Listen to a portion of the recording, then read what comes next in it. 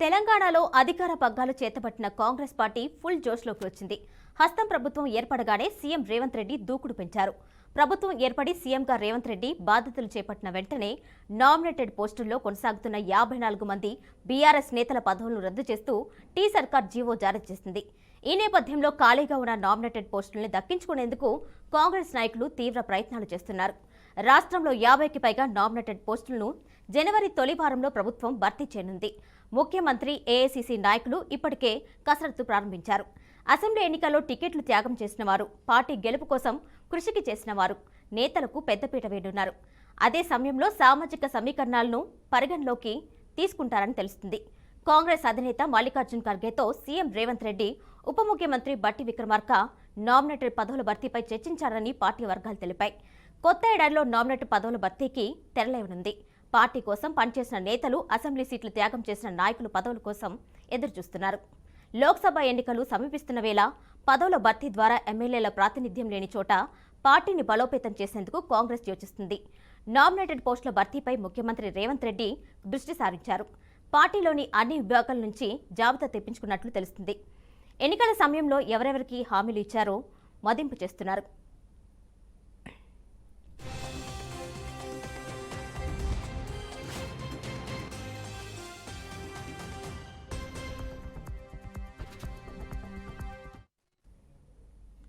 దీనికి సంబంధించిన మరింత సమాచారం కృష్ణవేణి గాంధీభవన్ నుంచి లైవ్ అందిస్తారు. కృష్ణవేణి, చెప్పండి.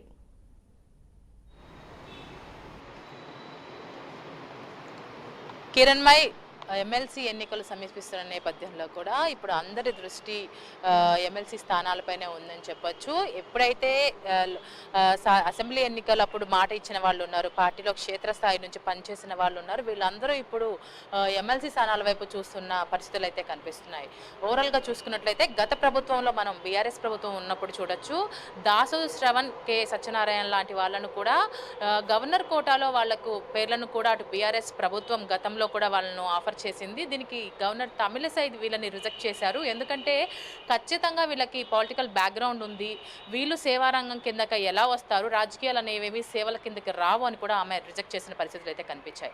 అయితే ఇప్పుడు ఉన్న కాంగ్రెస్ ప్రభుత్వం కూడా ఎవరైనా ఇద్దరు పొలిటీషియన్ పేర్లను ఆమె దగ్గరకు తీసుకువెళ్ళిన వాళ్ళని ప్రపోజ్ చేసినప్పటికీ కూడా సేమ్ గవర్నర్ కాబట్టి అదే ఆన్సర్ వచ్చే అవకాశాలు అయితే కనిపిస్తున్నాయి. ఈ నేపథ్యంలోనే అటు ఒక పొలిటికల్ పార్టీకి లీడర్ అయినప్పటికీ కూడా సామాజిక సేవలను అందిస్తున్న కోదండరాం, సంగీత రంగంలో ఉన్న అందశ్రీల పేర్లను కూడా ప్రపోజ్ చేస్తున్నట్లుగా తెలుస్తుంది. దీనికి సంబంధించి రేవంత్ రెడ్డి వీళ్ళిద్దరి పేర్లను కూడా అనౌన్స్ చేస్తారా అనే వార్తలు కూడా వినిపిస్తున్నాయి.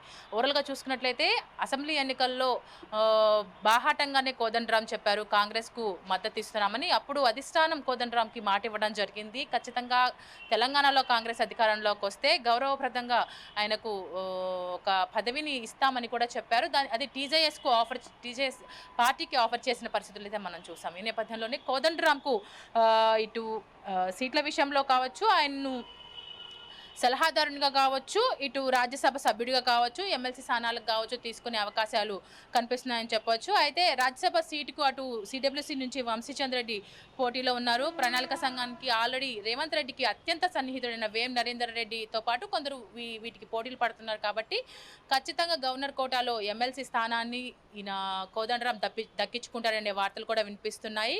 కోదండరాంకు ఈ పదవిని ఇస్తే మరి గవర్నర్ తమిళసై యాక్సెప్ట్ చేస్తుందా లేదా అని మీద మాత్రం చూడాలి. ఎందుకంటే ఆయన ఆల్రెడీ పొలిటికల్ బ్యాక్గ్రౌండ్ ఉండింది, తెలంగాణ ఉద్యమంలో ఆయన కీలక పాత్ర అని చెప్పొచ్చు. ఎంత సేవారంగంలో ఉన్నప్పటికీ కూడా ఖచ్చితంగా పొలిటికల్ బ్యాక్గ్రౌండ్ ఉన్న వాళ్ళని ప్రీవియస్గా రిజెక్ట్ చేసిన పరిస్థితులు అయితే మనం చూసాం. కాబట్టి ఖచ్చితంగా ఈయన అది మాత్రం ఒక క్వశ్చన్ మార్క్ గానే చెప్పొచ్చు.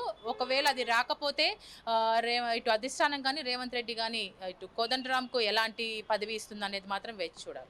మరోవైపు అందశ్రీ ఈయన సంగీత రంగంలో ఉన్నారు. తెలంగాణకు సంబంధించి చాలా పాటలు కూడా ఆయన రచించిన పరిస్థితులు అయితే మనం చూసాము. దీనికి సంబంధించి ఈయనకు ఖచ్చితంగా ఈ సీట్ దక్కే అవకాశాలు ఉన్నాయని కూడా చెప్తున్నారు.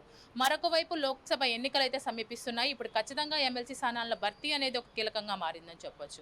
ఎందుకంటే ముస్లిం మైనారిటీలకి అయితే ప్రియారిటీ ఇవ్వాల్సి ఉంది. ఆ రంగంలో మనం వాళ్ళలో అంటే ఆ కేటగిరీ ఆఫ్ పీపుల్లో మనం చెప్పుకోదగ్గ వాళ్ళు ఎవరైతే ఉన్నారంటే అజారుద్దీన్, ఫిరోజ్ ఖాన్, షబ్బీర్ అలీ. ఖచ్చితంగా అజారుద్దీన్, ఫిరోజ్ ఖాన్లు, షబ్బీర్ అలీతో పోల్చుకున్నట్లయితే రాజకీయంగా చాలా తక్కువ ఎక్స్పీరియన్సే ఉన్నప్పటికీ కూడా వాళ్ళకి ఎంపీ స్థానాలకు కూడా పోటీ చేసే అవకాశాలు కూడా కనిపిస్తున్నాయి.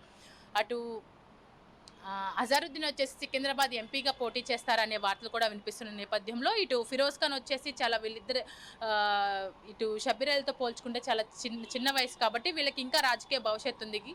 అలానే కాదు ఇలా ఇటు షబ్బీర్ అలీ కూడా రేవంత్ రెడ్డికి అత్యంత సన్నిహితుడు కాబట్టి షబ్బీర్ అలీ పేరునే తీసుకుంటారు ఎమ్మెల్సీ ఎలక్షన్స్కి గాను అనే వార్తలు కూడా వినిపిస్తున్నాయి. మరోవైపు చిన్నారెడ్డి ఈయనకు ఆల్రెడీ లాస్ట్ టైం అసెంబ్లీ ఎన్నికలకు సంబంధించి కూడా ఈయనకు సీట్ని కేటాయించినప్పటికీ కూడా లాస్ట్ వరకు అది ఆయనకు బీఫామ్ దక్కని పరిస్థితి. అప్పుడే అధిష్టానం ఆయనకు మాట ఇచ్చింది రెబల్గా మారడం, కానీ బుజ్జగింపుల చర్యల్లో భాగంగా ఖచ్చితంగా మీకు ఎమ్మెల్సీల్లో ఒక స్థానాన్ని వాళ్ళని కేటాయిస్తారని చెప్పారు. ఈ నేపథ్యంలోనే అటు కల్వకట్టు నుంచి కసిరెడ్డి ఇప్పుడు ఎమ్మెల్యేగా గెలిచిన నేపథ్యంలో ఆయన రాజీనామా చేస్తారు.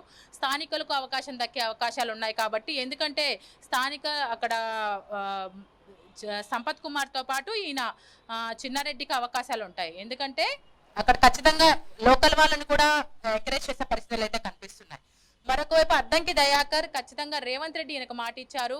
అసెంబ్లీ ఎన్నికల్లో ఈయనకి సీట్ వస్తుందని అందరూ భావించినప్పటికీ కూడా రాని పరిస్థితి, తొంగతు టికెట్ను ఈయన ఆశించిన నేపథ్యంలో కూడా ఈయనకి సీట్ రాలేదు. అప్పుడే ఈయన రెబల్గా మారలేదు, బాహాటంగా చెప్పారు ఖచ్చితంగా పార్టీకి ఎవరు రెబల్గా మారొద్దు, పార్టీ ఏ నిర్ణయం తీసుకుంటున్నా సరైన నిర్ణయం అన్నారు. ఖచ్చితంగా ఈయనకు ఈ సీట్ ఇచ్చే అవకాశాలు కనిపిస్తున్నాయి. మాజీ ఎంపీలైన మల్లు రవి కాంగ్రెస్ పార్టీలో అంతర్గతంగా ఈ నేపథ్యంలో ఎలాంటి చర్చలు జరుగుతున్నాయి? ఖచ్చితంగా పార్టీలో ఎవరైతే ప్రీవియస్గా జరిగిన అసెంబ్లీ ఎన్నికల్లో భంగపడ్డ వాళ్ళు ఎవరైతే ఉన్నారో, టికెట్ రాని వాళ్ళు కావచ్చు, క్షేత్రస్థాయిలో కష్టపడ్డ వాళ్ళు కావచ్చు, పార్టీలో సీనియర్స్ కావచ్చు, గవర్నర్ కోటాలో ఉన్న 2 సీట్లను పక్కన పెడితే అది సేవా కార్యక్రమాల్లో ఉన్న వాళ్ళకి ఇస్తామని ఆల్రెడీ బాహాటంగా చెప్పిన నేపథ్యంలో కూడా ఆ 2 సీట్లను పక్కన పెడితే మాత్రం మిగతా 4 సీట్లకు సంబంధించి పార్టీకి ఎవరైతే లాయల్గా ఉన్నారో, టికెట్ దక్కనప్పటికీ కూడా పార్టీకి వాళ్ళు సేవలు అందిస్తున్న వారు, క్షేత్రస్థాయిలో కష్టపడ్డ వారికి ఖచ్చితంగా ప్రియారిటీ ఇవ్వాలని చూస్తున్నారు. ఈ నేపథ్యంలోనే ఇటు మధు యాష్కి, మల్లు రవిలు కూడా ఈ బరిలో ఉన్నట్లుగా తెలుస్తుంది. ఓవరాల్గా మరి ఇది ఛాన్స్ ఎవరిని వరిస్తుందా అనేది మాత్రం మనం వేచి చూడాలి. అయితే మరోవైపు సీనియర్ నేతలు కూడా ఎమ్మెల్సీ టికెట్ ఆశించడానికి రెడీగా ఉన్నారు, అంటే ముందు వరుసలో ఉన్నారని చెప్పుకోవచ్చు. అలాగే కార్పొరేషన్ చైర్మన్ పదవుల విషయంలో కూడా వాళ్ళు కూడా ముందంజలో ఉన్నారు. ఈ నేపథ్యంలో ఎలాంటి నిర్ణయం తీసుకుంటుంది అనుకోవచ్చు? ఖచ్చితంగా పార్టీకి లాయల్గా ఉన్న వాళ్ళకే ఫస్ట్ ప్రియారిటీ ఇస్తారని తెలుస్తోంది. ఎందుకంటే ఈ అసెంబ్లీ ఎన్నికల్లో సీట్ దక్కించుకున్న వాళ్ళు, ఓడిపోయిన వాళ్ళు కూడా ఈ బరిలో ఉన్నట్లుగా తెలుస్తోంది. కానీ వాళ్ళకి అసెంబ్లీ ఎన్నికల్లో టికెట్లను కేటాయించేటప్పుడే చెప్పారు, తర్వాత వాళ్ళ నియోజకవర్గాల్లో వాళ్ళు ఓడిపోయి వస్తే కనుక ఖచ్చితంగా ఇటు ఎంపీకి కానీ లోక్సభకు కానీ ఎలాంటి ఛాన్స్ ఉండదని చెప్పారు. అదే నేపథ్యంలో పార్టీకి సేవ చేసిన వాళ్ళు ఎవరైతే ఉన్నారు, ఇప్పుడు యూత్ కాంగ్రెస్ కావచ్చు, బల్మూరు వెంకట్ లాంటి వాళ్ళు యూత్ కూడా ఉన్నారు, వీళ్ళకి సంబంధించి వీళ్ళకు కూడా పార్టీ మాట ఇచ్చింది. ఎంపీ ఎన్నికల్లో కావచ్చు, ఎమ్మెల్సీ ఎన్నికల్లో కావచ్చు, వాళ్ళకు సముచిత స్నానం కల్పిస్తామని చెప్పింది. పార్టీలో క్షేత్రస్థాయిలో కష్టపడ్డ వాళ్ళ విషయంలో కావచ్చు. మరొక వైపు అటు అధిష్టానం నుంచి రాహుల్ గాంధీ కూడా క్లియర్ కట్గా చెప్పారు, నామినేటెడ్ పోస్టుల విషయంలో కావచ్చు, ఎమ్మెల్సీలు కావచ్చు, ఎంపీ ఎలక్షన్లో కావచ్చు, పోయినసారి ఎన్నికల్లో టికెట్ దక్కని వాళ్ళు, టికెట్ వచ్చి బీఫామ్ అందుకోలేని వాళ్ళు, పార్టీకి లాయల్గా ఉన్న వాళ్ళు అధిష్టానంతో ఆల్రెడీ టచ్లో ఉన్నారు. అధిష్టానం పెద్దలు వచ్చి మాట్లాడినప్పుడు కూడా వాళ్ళ కాంప్రమైజ్ అయిన పరిస్థితులు కూడా మనం చూసాము. ఈ ఎన్నికల్లో మా లోక్సభ ఎన్నికలు కూడా సమీపిస్తున్న నేపథ్యంలో కూడా ఇప్పుడు పార్టీ ఎలాంటి నిర్ణయం తీసుకుంటుంది అనేది మాత్రం సర్వత్రా ఉత్కంఠగా మారిందని చెప్పొచ్చు. ఎందుకంటే ముందు నుంచి చెప్తున్న దాని ప్రకారం పార్టీ లాయల్గా ఉంటుంది. ఖచ్చితంగా పార్టీకి కష్టపడ్డ వాళ్లకు వాళ్ళు న్యాయం చేస్తామని చెప్తూ వస్తున్నారు. పార్టీకి కష్టపడ్డ వాళ్ళకి వాళ్ళు ఎలాంటి వాళ్ళు ట్రై చేయని అవసరం లేదు, వాళ్ళ ఇళ్లకే టికెట్లు నడుచుకుంటూ వస్తాయి అనేటు అప్పుడు పీసీసీగా ఉన్న రేవంత్ రెడ్డితో పాటు అధిష్టానం రాహుల్ గాంధీ కూడా మాట ఇవ్వడం జరిగింది. నేపథ్యంలోనే ఈ లోక్సభ భర్తీ కావచ్చు, అటు ఎంపీ ఎలక్షన్స్ కావచ్చు, ఎలాంటి ప్రియారిటీ ఇస్తారనే సర్వత్రా ఉత్కంఠగా మారిందని చెప్పొచ్చు. Right Krishnaveni, thank you.